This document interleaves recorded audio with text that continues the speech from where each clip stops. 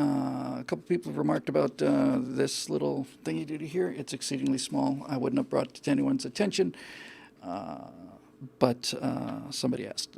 It is just a tiny little patch there. I've got a little hole in my chest the size of a .22 caliber hit.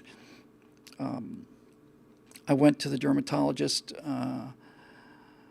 yesterday. Was it yesterday? I think it was. Yesterday, Thursday.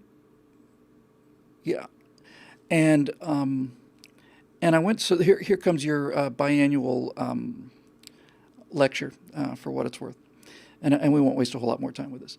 But I went to the dermatologist, and there were little, scaly things here and there and stuff,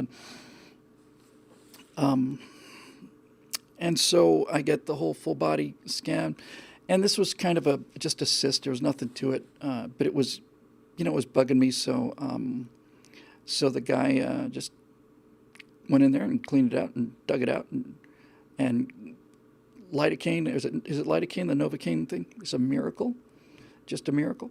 And if Natasha shot me, I wouldn't be here to talk about it, because even if she used her 22, it'd go right here, just absolutely mathematical dead center up between my eyes. She's such a great shot. So I had that done, and then you can see like a little mark here, and then was it on my lip here and stuff, and the reason this is your biannual lecture is because, and I might actually do a firewall on this, although I'm looking forward to the firewall topics.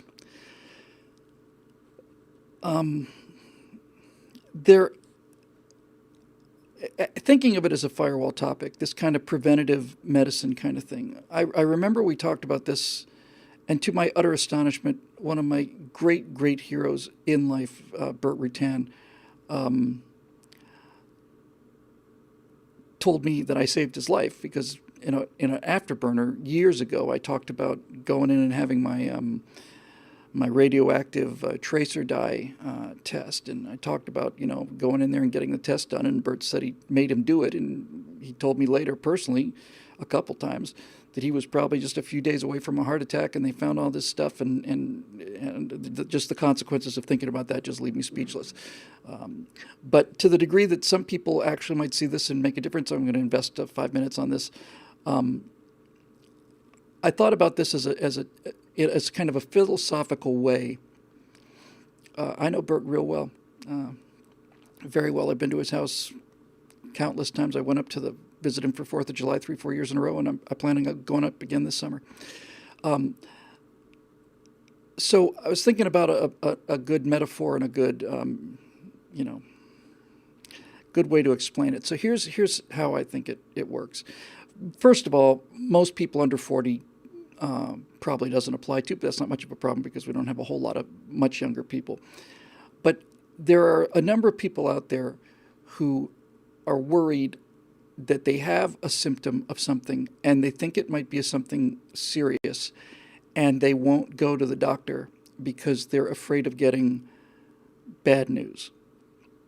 And while I have had all kinds of strange emotional and intellectual beliefs and so on, this one I've never really understood. So the way I can think about it is this way. I don't know if this is still true. I don't know an awful lot about cars, but I remember I had, I think it was a Honda CRX, that tiny little Honda, back in the early 90s. And I had one, and then I had another one, used, both obviously. And I think it was the CRX. But on at least 2 occasions, and maybe more, the timing belt, which is a little, kind of just a drive belt, like a fan belt or generator belt, the timing belt would go, and it would destroy the engine. It's like a $10,000 piece of electronics frying to protect a 5-cent fuse, and this timing belt would wear thin, and when the timing belt broke, it not just have to replace the timing belt. It destroyed the engine. I mean, it screwed up all the valves. It was like a prop strike on an airplane. It was just craziness, crazy. And I remember this happened to me twice. I'm driving along, and then ping, and it's like nothing. The car's not starting. Get it towed. What do we need? Your timing belt broke. Oh, so we need a new timing belt. No, you need a new engine because it's basically destroyed the engine and so on and so forth. So here's the way I've come to think about this preventative care thing. You should change your timing belt now, and it's going to cost you a timing belt, but it's not going to cost you the engine. And what I mean by that is, if you have any kind of symptoms, scaly patch of skin, or maybe some signs of colon distress, or you got a lump, or whatever, I cannot tell you the importance of going in and getting that taken care of, because while if you go in there and 9 out of 10 times you don't get the bad news at all. There is no bad news. You just were worried about something that wasn't there before, and you've been worrying, and it's been eating you away and just kind of gnawing at you, and you just keep pushing it back. I'm not going to think about it, going to push it back, and so on. So most of the time, if you get it checked out, you're going to find out that there's really nothing there. But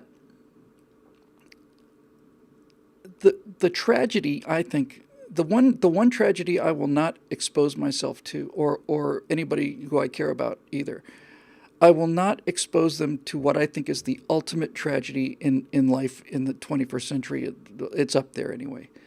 And that is to find out that when you've let the symptom go for so long, that you're now hospitalized. And to me, the nightmare is to find out that I have a condition that is now fatal, but wouldn't have been fatal if I checked on it when I first started to notice it, or after 2 years of starting to notice it, or 5 years, or whatever.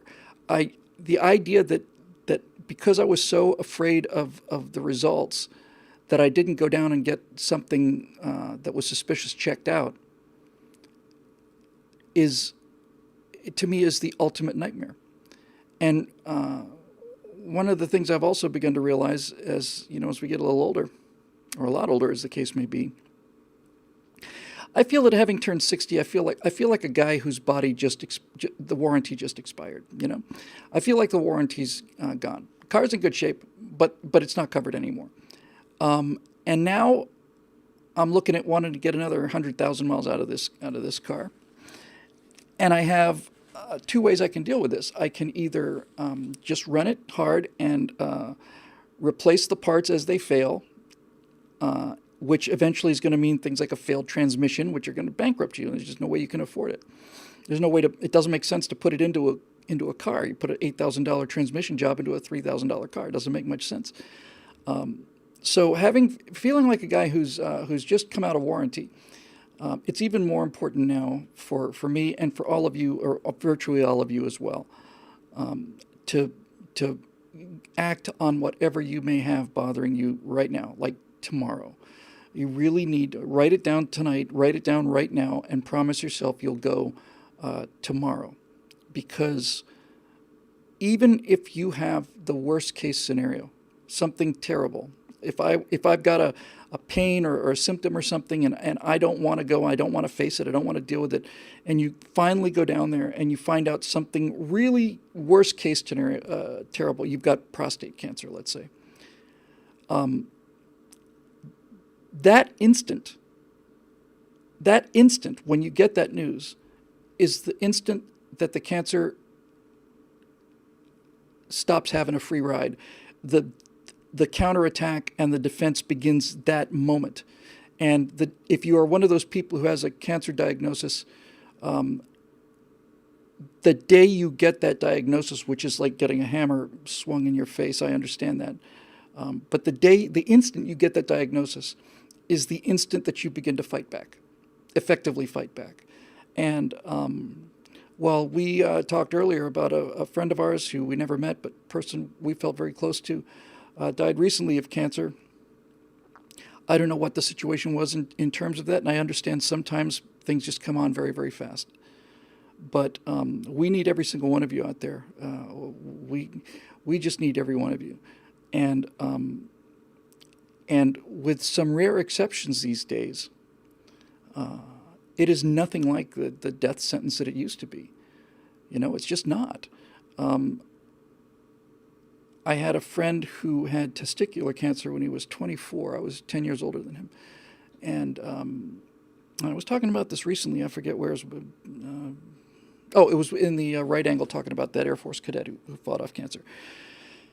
And he had a 5-6 hours after the operation, I go to visit him in his room. He's got this IV running, and this green stuff is coming out of him. It's the color of a Mountain Dew can. I mean, it's not like dark green. It's just fluorescent green. And he went through a year of this, a year of chemotherapy. He would tell me many years after, he said, for about 6 months, it was exhausting to watch TV. Just watching TV took all the energy I have. And you can say to yourself, well, I don't know if I'm going to go through that. But he went through it 25 years ago. He's married. He's happy. He's done a bunch of great work. He still enjoys football games and all the rest of it.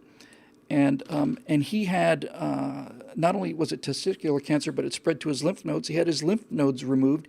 And this was 20 years ago, which doesn't seem like a long time, but things have come along very well since then. So I know this doesn't apply to a whole lot of people, but there are some people, and even if it's one person who it does apply to, I would just ask you to look at this little area here, and there's a burn right there, where I just decided to go into a dermatologist. The guy looks me over with ultraviolet light. It was really cool. It was almost like having a tricorder scan. And he put a little liquid nitrogen on this, and off you went. Martin Archer says he has no health insurance, and that's... I can relate to that, Martin. Most of my life I went without health insurance. I went 40 years without health insurance. I can certainly relate to that. I would recommend, and I know this sounds a little humiliating, and to some extent it may be, but I certainly did it. And this is all I'm trying to do right now, is give you permission to go do these things, You just go down and find yourself a clinic.